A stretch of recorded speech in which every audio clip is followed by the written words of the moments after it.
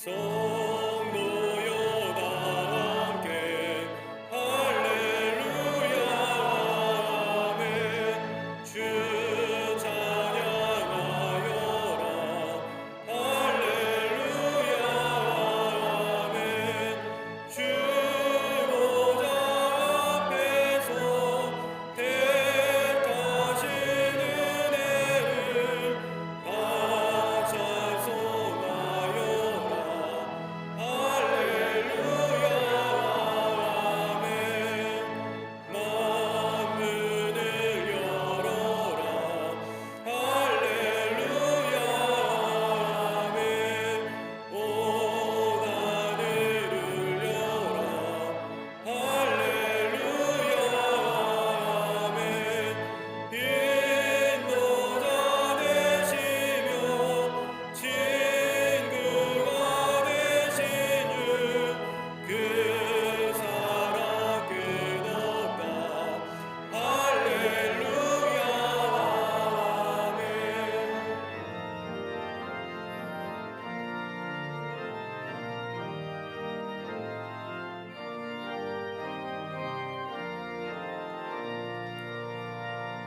주 찬양하여라 할렐루야 아멘. 찬양의 끝없다 할렐루야 아멘. 거룩한 집에서 주는 종일이며 늘 찬송 부르자 할렐루야 아멘. 교동문 63번 시편 145편을 교독하시겠습니다. 왕이신 나의 하나님이여 내가 주를 높이고 영원히 주의 이름을 송축하리이다.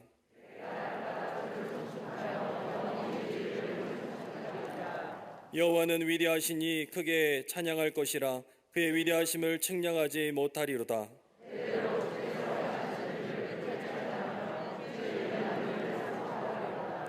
주의 존귀하고 영광스러운 위엄과 주의 귀한 일들을 나는 작은 소리로 읊조리리이다.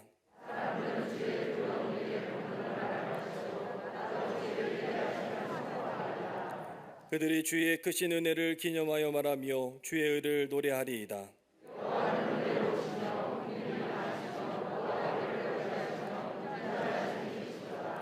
여호와께서는 모든 것을 선대하시며 그 지으신 모든 것에 긍휼을 베푸시는도다.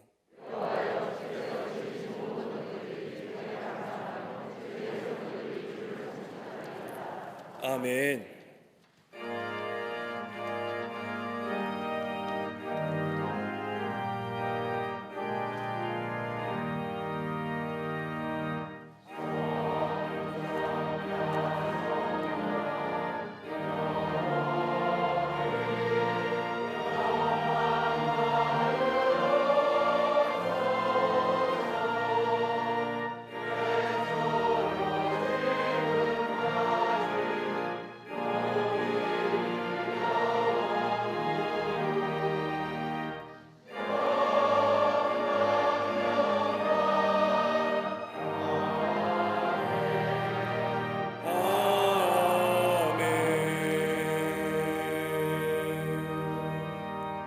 전능하사 천지를 만드신 하나님 아버지를 내가 믿사오며 그 외아들 우리 주 예수 그리스도를 믿사오니 이는 성령으로 잉태하사 동정녀 마리아에게 나시고 본디오 빌라도에게 고난을 받으사 십자가에 못 박혀 죽으시고 장사한 지 사흘 만에 죽은 자 가운데에서 다시 살아나시며 하늘에 오르사 전능하신 하나님 우편에 앉아 계시다가 저리로서 산 자와 죽은 자를 심판하러 오시리라.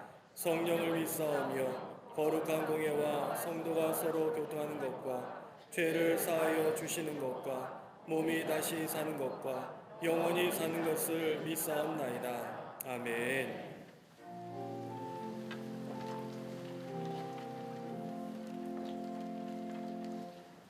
나의 생명이 되시는 하나님, 우리에게 귀한 생명을 주시고 거룩한 주일 온 마음 다해 예배드리게 하심에 감사드립니다. 예수 그리스도의 몸을 단번에 들이심으로 인하여 우리가 거룩함을 입은 것처럼 이 시간 거룩하게 하여 주시옵소서. 그러나 우리의 생각은 주의 말씀과 다르게 참마음과 온전한 믿음으로 나아가지 못했음을 회개합니다. 선한 마음이 악한 말로 나갔으며 믿음의 방향과 행실의 결말이 서로 달랐음을 회개합니다. 이런 염치 없는 우리 기도에 십자가 보혈로 덮어주시사 죽을 영을 살리는 은혜가 임하게 하여 주시옵소서. 코로나로 인한 사회적, 경제적, 관계적 단절이 다시 회복되며 무엇보다 스스로 자포자기하며 낙심하였던 우리를 일으켜 세워 주시옵소서. 이를 위해 3월 9일 20대 대통령 선거와 재보궐선거를 위해 기도합니다. 이 땅을 안전하고 믿음의 땅으로 인도할 모세와 같은 지도자를 허락하여 주시옵소서. 악한 것은 사라지며 오직 주의 영이 임하여 바른 분별력과 판단력을 내려 주시옵소서. 포괄적 차별금지법과 동성애 관련된 잘못된 가치관은 사라지며 불법이 사라지고 주의 공의가 하수같이 오르게 하여 주시옵소서. 저 이북의 미사일이나 전쟁으로 평화를 흔드는 행위는 멈추게 하여 주시며 악한 정권이 무너지고 속히 말씀으로 하나 될 수 있도록 인도하여 주시옵소서. 생명적 신앙으로 미래를 준비하는 우리 광림재단 부흥케 하시니 감사합니다. 올 한 해는 생명의 바람, 성령의 보람이 강력하게 불 수 있도록 인도하여 주시옵소서. 기도할 힘이 생기게 하시고 전도할 능력이 생기게 하시며 예배드릴 힘이 생기게 하여 주시옵소서. 모든 것이 하나님의 영광을 위해 합력하여 선을 이루게 하여 주시옵소서. 특별히 믿음의 다음 세대인 교회학교 청년 청장년부 사랑부 샤이닝부서를 위해 기도합니다. 이전 것은 지나갔으니 보라 새 것이 되었도다. 과거에 미련두지 않으며 현재에 안주하지 않고 내일의 것을 붙잡게 하여 주시옵소서. 속계 선교회, 남녀 선교회, 실험인 선교회는 큰 힘을 주셔서 하나님 눈에 보시기에 보배롭고 존귀한 모임들이 될 수 있도록 인도하여 주시옵소서. 성도들의 가정마다 물질로 시험 들지 않게 하시고 믿음으로 회복하며 예배로 증거 삼는 한 해가 되게 하여 주시옵소서. 이를 위해 신앙의 열정을 다하시는 감독님, 늘 신은의 강건함을 주시니 감사합니다. 물 나오는 배박과 땅바닥을 성전 삼아 기도하시며 금식을 끼니 삼아 기도하셨던 그 기도와 그 헌신을 우리도 배우게 하시사 감독님 쇠하지 않는 지력, 경력, 체력을 더하여 주시옵소서. 그럼에도 불구하고의 신앙으로 코로나 시대의 길을 만들어 가시는 담임 목사님, 영적 지도자로 세워주심에 감사드립니다. 느헤미야처럼 울부짖으며 여호수아처럼 사명의 길 영적 전쟁을 하실 때마다 힘을 더하여 주시옵소서. 광림을 넘어 세계 모든 성도들에게 비전이 되게 하여 주시옵소서. 오늘 말씀 전하실 때에도 악한 권세가 떠나가고 말씀의 큰 능력이 임하게 하여 주시옵소서. 오늘 강단을 장식한 손길 위에 임반을의 복을 내려주시며 아름다운 찬양으로 영광 돌리는 갈릴리 성가대와 오케스트라 위에 흩어진 자들을 모으는 은혜의 찬양이 되게 하여 주시옵소서. 함께 예배하는 광림 남교회, 소교회, 북교회와 해외 선교제 위에 동일한 은혜를 부어주시며 해외에서, 군대에서, 병상에서 온라인으로 영상으로 예배드리는 우리 광림의 성도님들과 한국교회 성도님들에게도 치유와 회복의 은혜가 임할 수 있도록 인도하여 주시옵소서. 이 모든 말씀 예수 그리스도의 이름으로 기도드리옵나이다. 아멘. 하늘에 계신 아버지 이름 거룩하사 주님 나라 임하시고 뜻이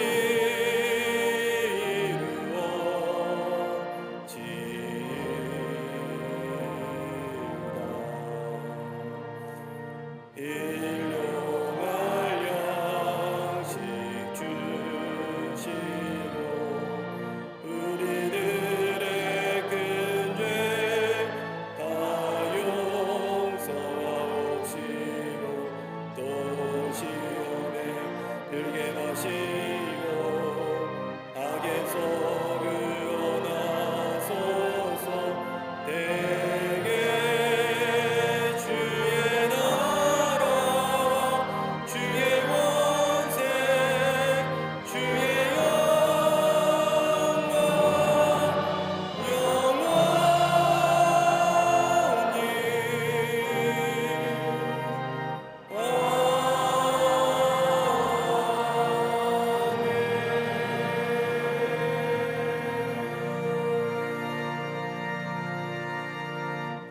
여호와께서 이르시되 이스라엘아 내가 돌아오려거든 내게로 돌아오라.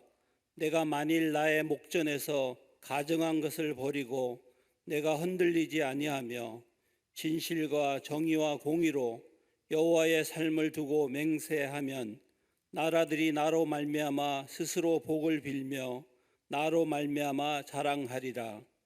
여호와께서 유다와 예루살렘 사람에게 이와 같이 이르노라.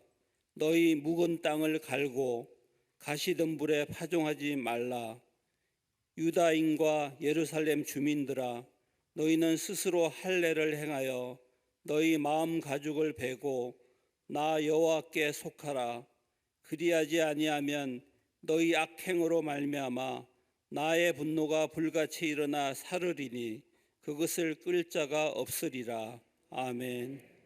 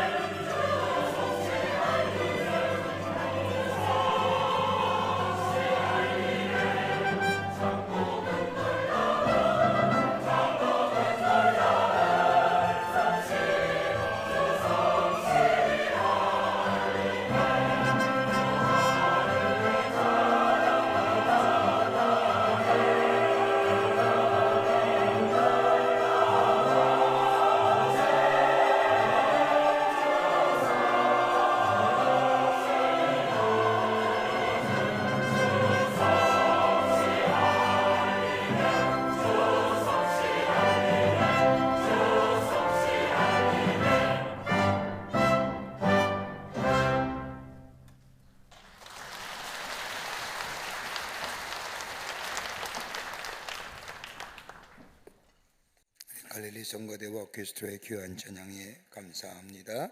고맙습니다. 우리 인생의 여정을 보면 매일 새로운 꿈을 꾸고 그리고 그 꿈을 이루기 위해서 달려갑니다. 그런데 때로는 우리의 꿈꾸었던 꿈에 대하여 좌절하기도 하고 목표가 달성되지 못하고 쉽게 주저앉기도 합니다. 때로는 나의 노력이나 내 열정에 미치지 못하여 꿈을 잃어버릴 때가 많이 있음을 보게 됩니다. 그래서 작심삼일이란 이야기가 나왔는지도 모릅니다. 작심삼일에 대한 새로운 해석이 저 일본 사람에 의해서 내려진 것을 읽은 적이 있습니다. 일본 와세대 대학의 출신의 작가인 니카다니 아키히로라고 하는 작가는 작심삼일이란 얘기에 대해서 이렇게 이야기합니다. 새로운 일을 함에 있어서의 작심삼일을 부정하거나 부인해서는 아니 된다. 그러면서 그가 이렇게 얘기합니다. 작심삼일이 되더라도 자신을 책망하거나 낙심하지 말고 계속해서 그 일을 꿈꾸며 해보라는 겁니다. 새롭게 결심한 일들이 작심삼일로 끝났다고 하면 왜 그 일이 작심삼일로 끝났는지를 생각하고 내가 그때 조금만 더 참고 인내했더라면 그가 그 하고 싶었던 일들 계속할 수 있었을 터인데 이렇게만 깨달아도 그건 자신에게 유익할 뿐만 아니라 바람직한 일이라는 겁니다. 더불어 자신의 유한성과 한계성을 깨달을 뿐만 아니라 나라는 존재에 대한 새로운 인식이 되어지는 기회가 될 뿐만 아니라 작심삼일이 되더라도 새롭게 결심하고 그 일을 지속해 가라는 겁니다. 우리 새해를 맞이하면서 새롭게 결심한 일들이 우리 안에 많이 있습니다. 올해는 내가 이렇게 해보리라, 내가 저렇게 해보리라. 결심한 일들이 대하여 작심삼일이 되더라도 좋으니 해보라는 겁니다. 작심삼일이 되더라도 그 일을 해나갈 때에 우리는 새로운 존재의 양식을 가질 뿐만 아니라 새로운 존재로 나아가는 기회가 된다는 겁니다. 여러분, 우리의 믿음도 마찬가지지 않을까요? 우리 지난 한 해 우리의 믿음의 생활을 뒤돌아보면 하나님 앞에 얼마나 불충했을까요? 말씀에 순종하지도 못하고 살았습니다. 내 삶의 절대적인 것들을 세상의 상대적인 것들과 바꾸어 실수하며 살았던 나의 삶의 모습들, 넘어지게 했고 쓰러지게 했던 것들, 이제는 다시금 다 새롭게 마음을 먹고 신발끈을 고쳐매고 다시금 믿음의 경주를 해야 할 것입니다. 오늘 본문의 말씀을 보세요. 오늘 본문의 말씀은 하나님께서 분정통화 같은 이스라엘 백성과 나라에게 새로운 길을 제시해 주는 말씀과 더불어 위로의 말씀을 선지자 에레미야를 통하여 말씀하십니다. 에레미야가 활동했던 시대는 아수르가 명하고 바벨론이라고 하는 새 패권주의가 등장하며 세계를 호령할 그때에 이스라엘의 왕이 되어 이스라엘을 새롭게 알렸던 요시야 왕, 그는 얼마 안 되어 죽게 되자 요시야 왕을 통하여 이스라엘이 새롭게 될 것이라고 기대했던 에레미야는 큰 좌절과 절망으로 이어집니다. 그뿐 아니라 새로운 패권의 주인공 된 바벨론의 침공으로 인하여 이스라엘은 언제 나라가 무너질 모를 금박한 그때에 하나님은 에레미야를 통하여 이스라엘 백성에 말씀하시는 내용이 오늘 본문의 말씀의 내용입니다. 소망 없이 그저 나라의 망함을 바라볼 수 없는 그 절망감, 불안과 염려 가운데 미래의 불확실성, 이걸 넘어서서 새로운 소망의 길을 걸어갈 수 있는 것은 다름이 아니라 에레미야는 하나님께로 돌아와야만이 살 길이라고 저들에게 외칩니다. 하나님이 돌아오기만 한다면. 여러분, 금년 안에 어떤 마음으로 시작하고 계시는지요? 아마도 우리가 새해를 시작하면서 여러 가지 많은 이야기를 들으면서 우리의 마음은 몹시 어둡고 불안과 염려 가운데 우리의 마음은 잿빛 하늘 같은 마음으로 한 해를 시작한 것인 줄 압니다. 아무리 주변을 돌아봐도 우리에게 기쁨과 만족을 주는 것이 하나도 없음을 봅니다. 그러기에 지금의 시대를 많은 사회학자들이 얘기하기를 불확실성으로 인한 불안과 절망의 시대라고 얘기하는 것처럼 아무리 주변을 돌아봐도 우리에게 기쁨과 만족을 주는 일이 없습니다. 우리 젊은이에게는 꿈을 잊어버린 지 오래고 우리 사회에서는 비전이나 꿈이란 단어가 찾아보기도 힘든 이때에 그럼에도 불구하고 하나님 믿는 우리들에게는 소망이 있는데 우리의 삶이 하나님께로 돌아가면 하나님의 도우심과 보호하심과 인도하심이 있을 뿐만 아니라 우리에게 새로운 미래가 열려지게 된다는 겁니다. 하나님께 돌아가기만 하면, 하나님 앞에 나아가기만 하면, 저 풍전등화의 나라의 위기 가운데 있는 이스라엘 백성을 향하여 하나님의 에레미야 입을 통하여 전포되었던 하나님의 말씀, 새로운 미래의 소망을 주는 말씀일 터인데 그 미래와 소망을 갖는 삶의 모습은 어떠한 삶의 모습일까요? 오늘도 우리에게 하나님은 말씀을 통하여 우리에게 말씀해 주십니다. 본문의 말씀을 통하여 함께 말씀을 나누며 은혜 받기를 원합니다. 첫째는 다시 만나자 하시는 하나님이십니다. 하나님께로 돌아가야 한다는 겁니다. 오늘 1절 말씀을 보십시오. 내가 돌아오려거든 내게로 돌아오라고 말씀하실 뿐만 아니라 그 뒤에 말씀을 보면 내 목전에 가증한 것들을 버리고 진실과 정의와 공의로 여호와의 삶을 두고 맹세하면서, 여기서 내게로 돌아오라고 말씀은 다른 번역본을 보면 우리 다시 만나자라는 겁니다. 하나님이 만남의 자리에 초청하시는 겁니다. 에레미야가 하나님의 말씀을 전할 때에 이스라엘의 상황은 정치적으로 매우 어려운 상황이었습니다. 하나님의 말씀을 믿는, 하나님을 믿는 이스라엘 백성은 하나님을 섬기기보다는 이방의 우상을 섬기고, 나라의 풍전등화 위기 속에 이스라엘은 하나님을 섬기기보다는, 하나님을 믿고 의지하기보다는 저 다른 나라의 강대국을 의지하렸던 이스라엘 백성들, 경제적으로는 많은 백성들의 삶은 궁핍해지고 가난 속에 끼어들었던 저들의 삶, 있는 사람들은 자신이 가지고 있는 재물이나 권세를 가지고 다른 어려운 사람들을 착취하는 등 정치적으로나 사회적으로 어지러운 환경 속에 있는 이스라엘 백성을 점점점 더 깊은 수렁에 빠지게 되게 합니다. 신앙적으로도 마찬가지입니다. 하나님과의 관계성이 깨어진 이스라엘 백성, 하나님의 부르심을 받은 하나님의 백성으로서의 정체성이 무너지고, 이 하나님의 정체성이, 백성의 정체성이 무너지게 될 때에 다 무너지고 잊어버렸던 저 이스라엘 백성을 향하여 오늘 하나님은 에레미야 입을 통하여 너희에게 미래와 소망을 주는 길은 다름이 아니라 내게로 돌아오라고 하시는 겁니다. 다시 만나자라고 말씀하시는 겁니다. 여러분, 예수님의 비유 가운데 잃어버린 아들에 대한 비유의 말씀이 나옵니다. 우리가 잘 알고 있는 예수님의 비유 가운데 하나입니다. 그런데 여러분, 잃어버린 아들에 대한 비유의 클라이맥스가 어디 있을까요? 재산을 가지고, 아버지의 재산을 가지고 저 바깥에 나가 방탕하게 쓰다가 이제는 가진 것 없어서 쥐염 열매로 배를 채우는 저 그 아들의 그 삶의 모습들을 보여주는 것이 클라이맥스일까요?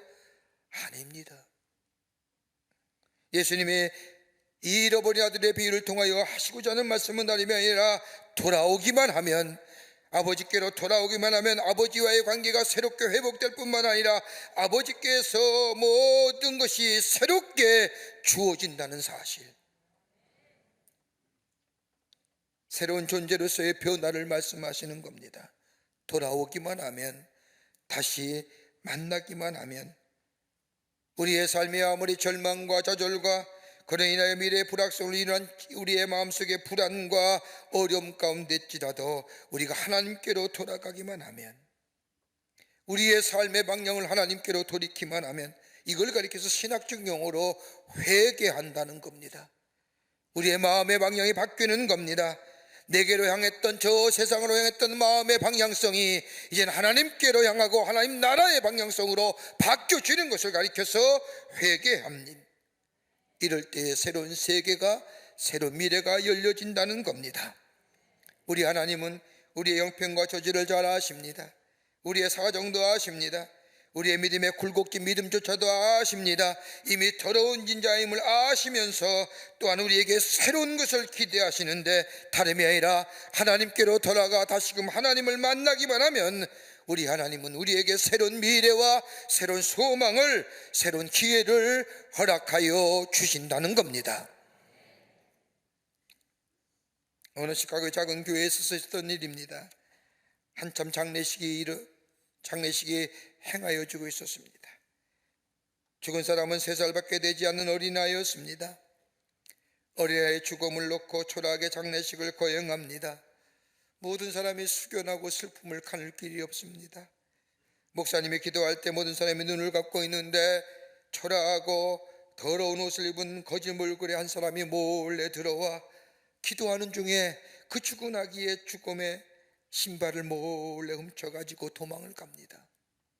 그리고 그것을 35센트에 팔아먹고, 그리고 그 팔은 돈 가지고 술 한 잔을 사 먹습니다.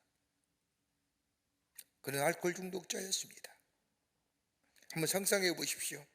3살밖에 안 되는 어린아이의 장례식에 한 어른이 몰래 들어와 아무리 알코올 중독자라고 하더라도 그 어린아이의 죽음의 신을 벗겨가지고 그 신을 팔아 술을 사 먹는다. 이건 인간이기에 거절한 인생이지요. 누가 이 사람을 인간이라고 얘기할 수 있을까요? 더 놀라운 일은 그 사람이 누구냐? 그 죽은 아기의 아버지입니다.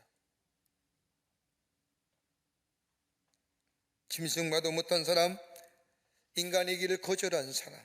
그런데 이 사람이 복음을 듣고 예수를 믿어 예수를 영접하여 새로운 사람이 됩니다. 그리고 복음의 전도자가 됩니다. 이 사람이 누구냐? 19세기 미국의 복음지 운동의 대표 목사로 시카고 영적 부흥을 일으켰던 맨트라이더 목사입니다. 그는 자신이 알코올 중독자였기에 자신의 과거의 일들을 기억하면서 시카고에 있는 알코올 중독자들에게 하나님의 말씀을 전하는데 19세기의 미국의 복음주의 운동의 대표적인 부흥사가 되었던 것을 보게 됩니다.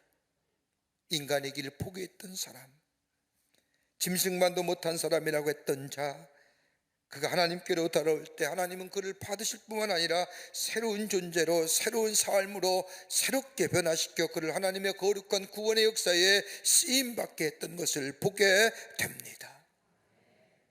고린도후서 5장 17절 말씀을 보십시오. 그런즉 누구든지 그리스도 안에 있으면 새로운 존재, 새로운 피조물이라. 이전 것은 지나갔으니 보라 새 것이 되었도다. 여러분, 새로운 존재로서의 변화는 시간의 흐름에 해결해 주는 게 아닙니다. 겉사람은 우패하나 우리의 속사람 매일매일 새롭다라고 하는 말씀은 시간이 지남에 따라 우리의 속사람이 새로워지는 것이 아닙니다. 예수 안에 있어야 됩니다. 하나님께로 돌아와야 됩니다. 하나님께 돌아온다는 것은 하나님의 주권을 인정한다는 겁니다. 내 삶의 주인은 내가 아니라 하나님이십니다라고, 우리의 모든 것이 나의 공로로 나의 노력으로 이루어진 것이 아니라 하나님의 전적인 은혜입니다라고 고백하는 삶, 이게 돌아온다는 겁니다. 여기에 새로움이 있습니다. 새로운 존재가 됩니다.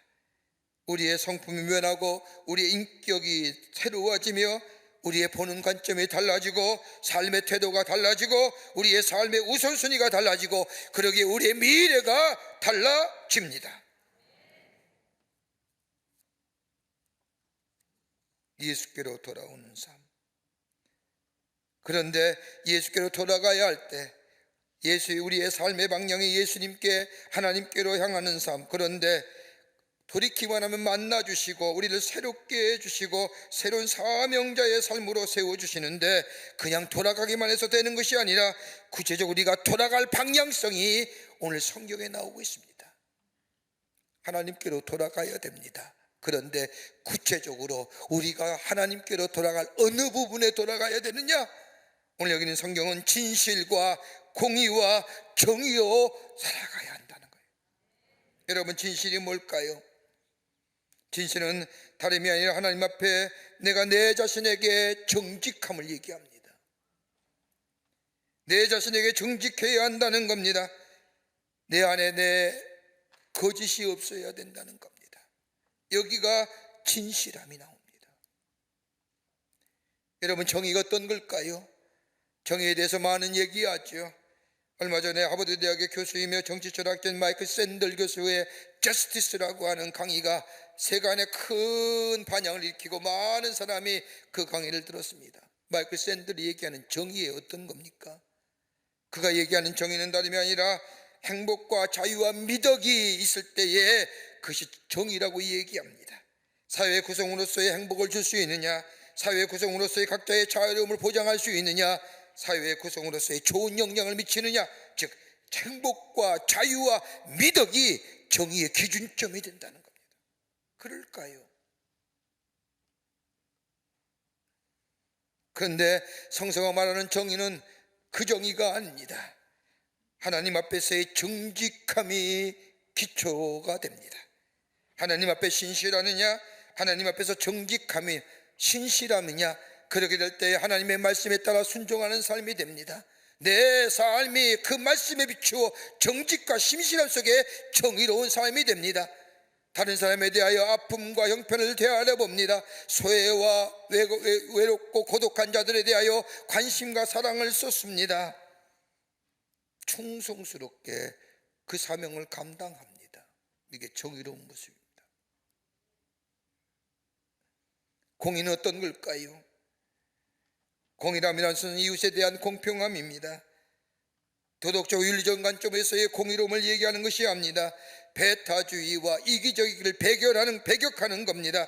가진 자와 없는 자를 나누지 마십시오. 배운 자와 못 배운 자를 나누지 말라는 겁니다. 잘생긴 자와 못생긴 자를 나누지 말라는 겁니다. 우리 모두 다 하나요, 구원받은 백성이요, 구원받을 백성임을 인정하라는 겁니다. 여기에 하나님의 공의로움이 나타나는 겁니다.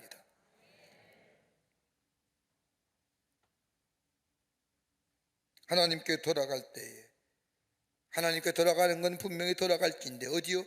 진실과 정의와 공의함으로 우리가 돌아가게 될 때에 우리의 미래가 열려지고 하나님의 새로운 미래가 우리 가운데 임할 뿐만 아니라 하나님의 그렇게 하심이 우리의 자랑거리가 되는 하나님의 복된 삶으로 살아가게 된다는 겁니다. 여기에 소망이 있는 거예요. 여기에 미래가 있는 겁니다. 두 번째는 우리의 묵은 땅을 기경하라는 겁니다.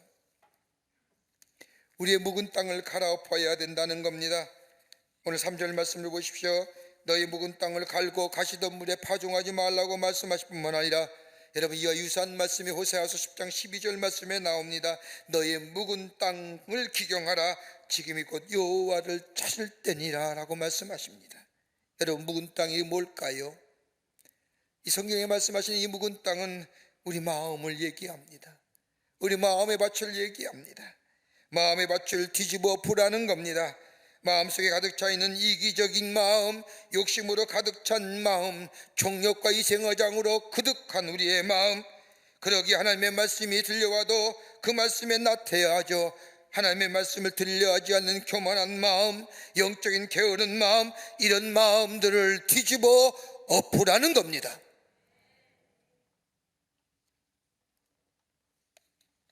여러분, 마태복음 13장 말씀을 보면 예수님의 비유 가운데 씨 뿌린 자의 비유가 나옵니다. 예수님의 씨 뿌린 자의 비유를 보면 네 가지의 땅이 나오는데, 길가와 같은 마음, 돌밭과 같은 마음, 가시덤불과 같은 마음, 옥토와 같은 마음이 있다고 말씀하십니다. 우리 예수님께서 밭을 비유로, 마음의 밭을 비유로 말씀하시는 다음이 아니라, 종자는 좋은다 할지라도 토양이 나쁘면 그 안에 역사, 생명의 역사 일어나지 않는다는 겁니다. 아무리 종자가 좋으면 못합니까? 밭이 나쁜 걸. 에레미야도 같은 말씀입니다. 아무리 하나님의 말씀 중 좋은 종자가 있더라도 마음의 밭이 좋지 못하면 아무리 좋은 종자라 해도 그거는 생명의 역사와 더불어 창조의 역사가 일어날 수 없기에 마음의 밭을 기경하라는 겁니다.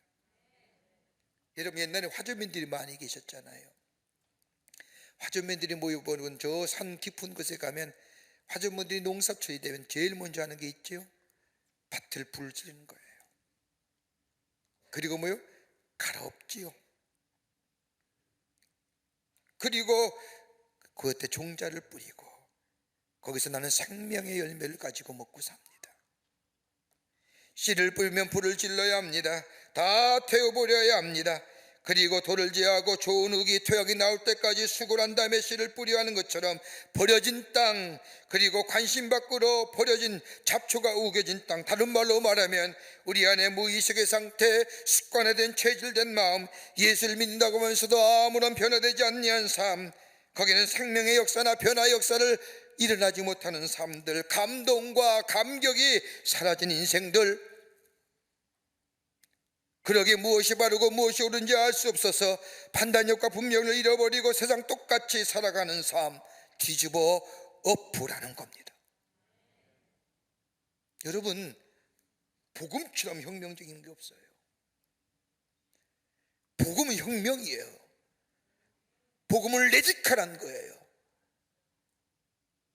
그냥 예수 믿어, 그냥 내 삶 속에 편안함과 즐거움과 만족, 이게 아니에요.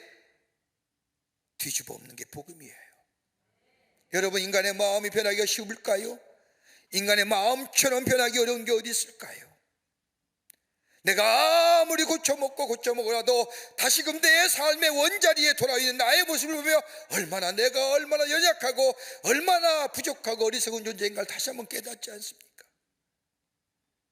근데 어때요?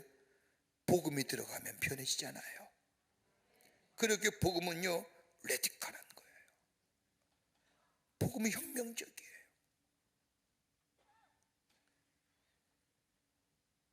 여러분, 기독교인의 윤리가 이 땅에서 사라진 이유가 어디 있을까요?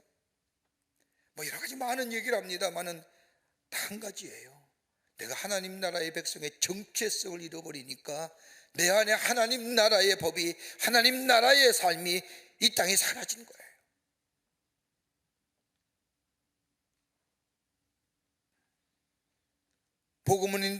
복음의 능력이 사라진 겁니다. 복음의 능력이 사라지니 세상의 풍조에 쉬 넘어지지요.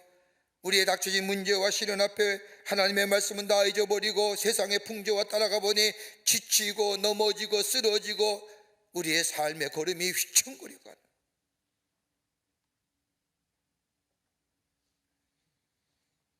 바울이 말한 것처럼 경건의 모양의 시대, 경건의 능력이 사라진 우리의 삶, 습관화되고 체질화된 이 마음의 상태를 불살라버리라는 겁니다.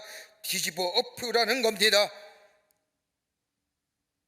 혁명적 변화를 가지라는 겁니다.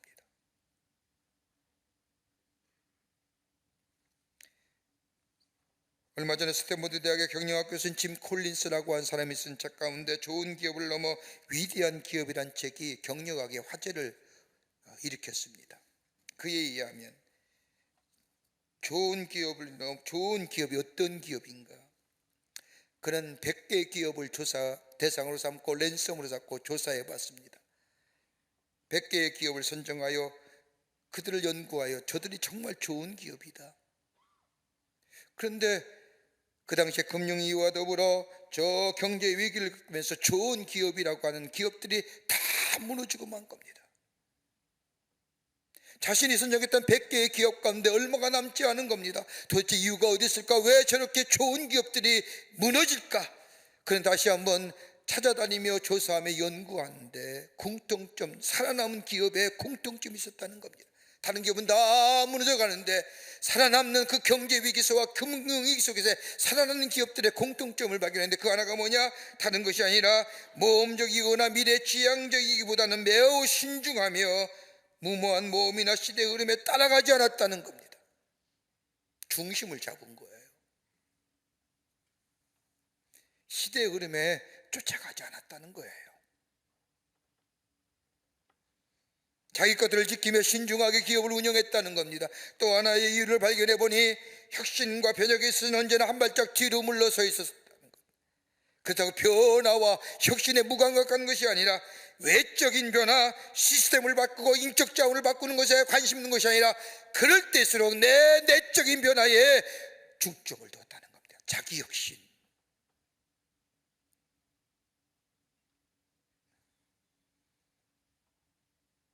또 하나 또 한다면 겸손했다는 거예요.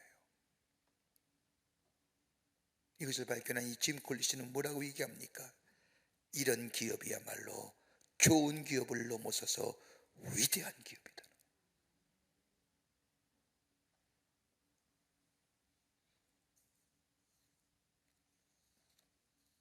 신앙생활이 뭘까요? 믿음의 생활 어떻게 정의하십니까? 끊임없는 자기 변화예요. 끊임없는 자기 변화. 하나님 말씀 앞에 자신을 끊임없이 쳐서 복종케 하고 십자가 앞에 내 삶을 복종케 함으로 그 안에 자기 변혁을 통한 생명의 역사와 더불어 창조의 역사가 일어나는 것, 이게 신앙생활이에요.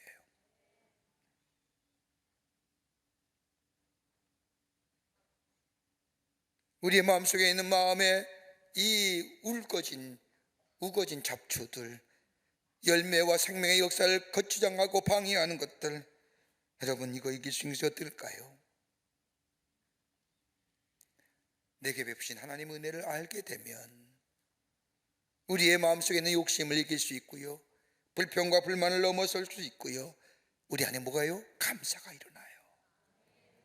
은혜가 내게 있을 때에 내 이기적인 마음, 내 정욕적인 마음, 내 욕심의 마음들, 그러기에 이기적인 것 앞에서 하나님의 말씀도 잊어버리고 내 인간의 욕심을 채우려고 하는 마음들, 그러나 내 안에 하나님의 은혜가 자리 잡으면 그걸 넘어서요. 그리고 감사할 수 있어요. 거기에 삶의 새로운 에너지의 역사를 경험하게 됩니다. 그 정결한 마음, 그 깨끗한 마음 속에 성령께서 임하시고 하나님이 여기 그의 삶을 인도해 주십니다. 그리고 바르게 깨닫게 하시고 분별하게 하시고 옳고 그름을 알 뿐만 아니라 바른 판단력을 주셔서 내가 선택하며 결정할 일이 바르게 열매 맺는 삶으로 인도해 주십니다. 여기가 창조의 역사가 일어나며 생명의 역사가 일어나게 됩니다. 여러분, 열매 맺는다는 게 뭘까요? 창조의 역사입니다. 생명의 역사의 결과입니다. 그러기에 우리의 마음밭이 기경되어야 됩니다. 어떻게 해요?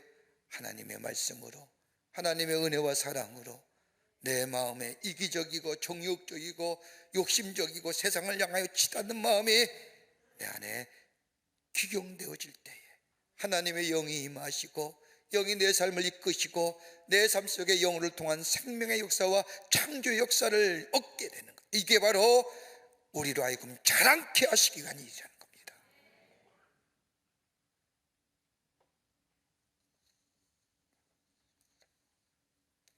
끝으로 좋은 씨앗을 우리 마음에 뿌려야 합니다. 좋은 씨앗이 우리의 마음속에 뿌려져야 한다는 겁니다. 하나님의 말씀이 우리의 마음을 지배해야 한다는 겁니다. 오늘 4절 말씀을 보십시오. 유다인과 예루살렘 주민들아, 너는 스스로 할례를 행하여 너의 마음 가죽을 베고 나 여호와께 속하라고 말씀합니다. 할례를 행하되 육신의 할례만 행하지 말고 마음의 가죽을 베고 나 여호와께 속하라는 말씀입니다.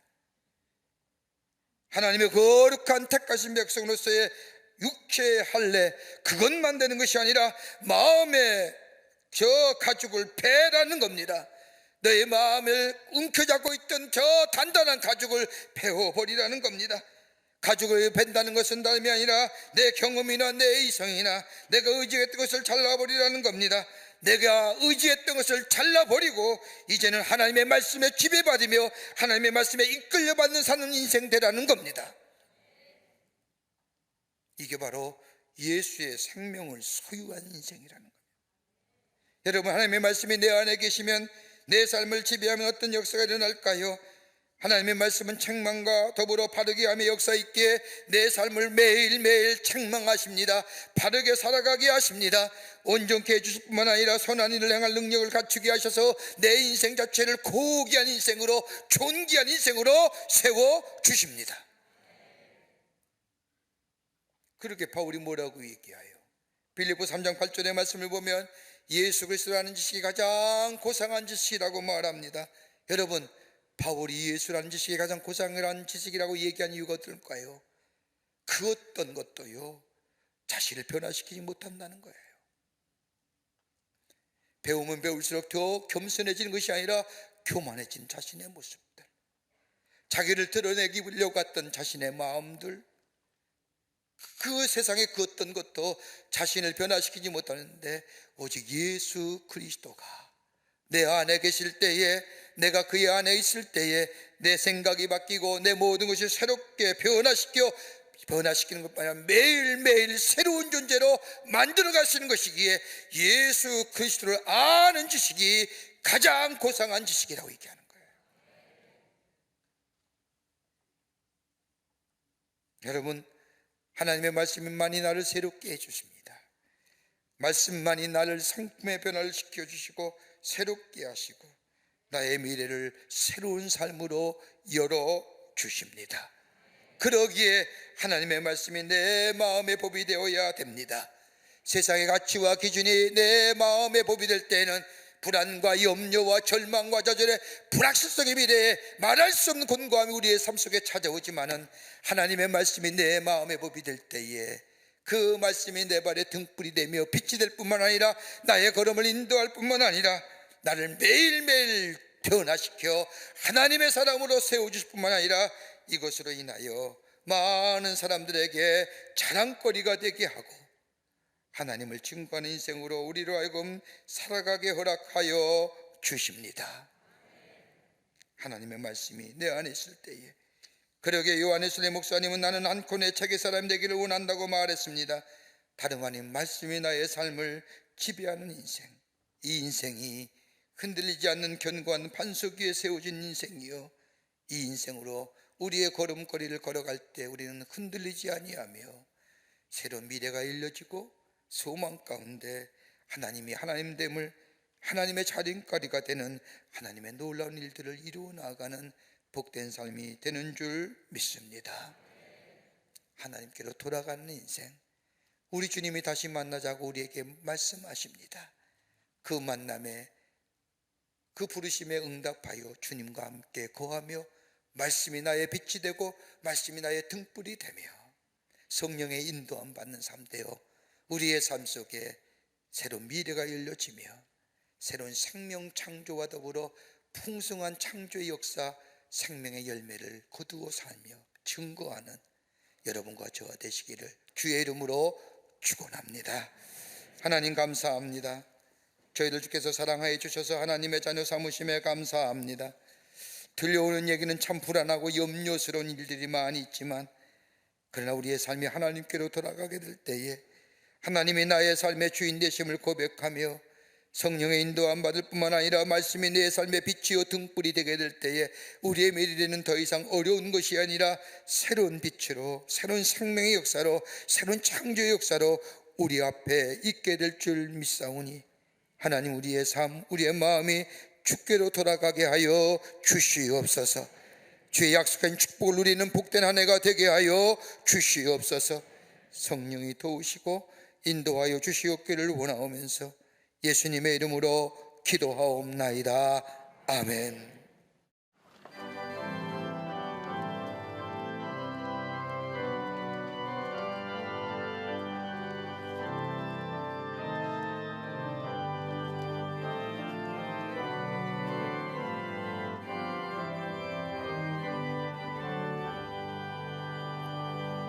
너희 마음에 슬픔이 가득할 때 주가 위로해 주시리라. 아침에 같이 빛나는 마음으로 너시 작아지고 가라. 참 기쁜 마음으로 심 작아지고 가라.